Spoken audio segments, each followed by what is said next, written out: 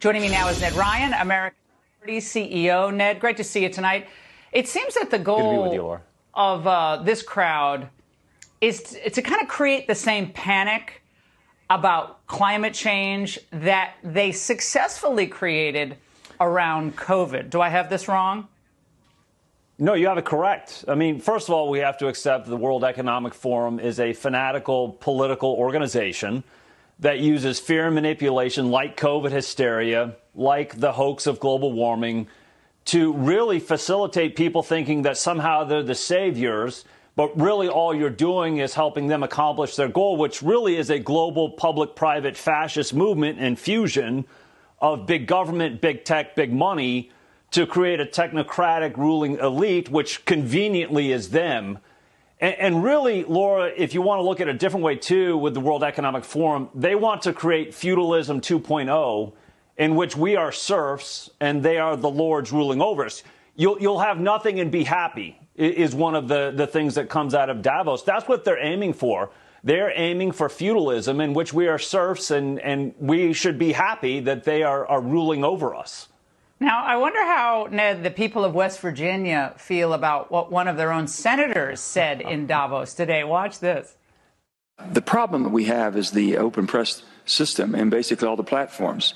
So if you're able to have 5 platforms, social platforms, that you can basically personify the extremes, and it seems like that is the majority speaking. They're not the majority, but they're basically driving everybody to make a decision.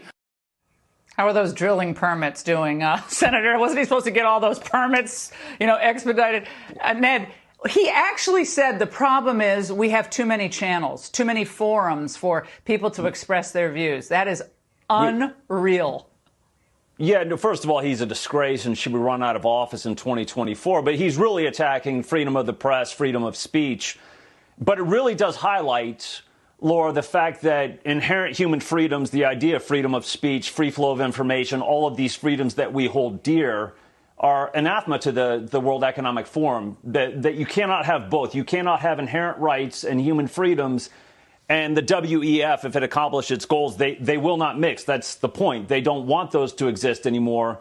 And freedom of speech and all these great freedoms are a threat to their attempts at control. And of course, any opposing ideas, the idea of freedom of press and more channels leads to more information, leads to more questions, and they have to label that as misinformation because they view that as dangerous and undermining their goals. Well, look at what they viewed as conspiracy theories last year about COVID, about the vaccine, about the mRNA shots, about the boosters, about masks, about social distancing, about China. I mean, all of that was labeled a conspiracy theory. And now suddenly the CDC is saying, whoa, whoa, whoa, the boosters there might be some problems here. So today's conspiracy theories are tomorrow's truths when it comes to the left. They are, and there's something I tell my kids all the time, question everything, because it is in questioning everything that you'll actually get to the truth. And I think that's incumbent upon us in this day and age, Laura, that we really should be questioning everything, because I really doubt the motives, the purity of the motives of a lot of these people that are making these claims and pushing these things. And again, the whole goal is to keep us in a perpetual state of fear in hopes they can manipulate us into getting what they want. And so we have to question them because I do not trust them. I love the picture of the lineup of the Falcon 900s, the G5s, the Global Expresses, all the private planes lined up at Davos. Yeah, it's so ridiculous. Ned, great to see you tonight. Thank you.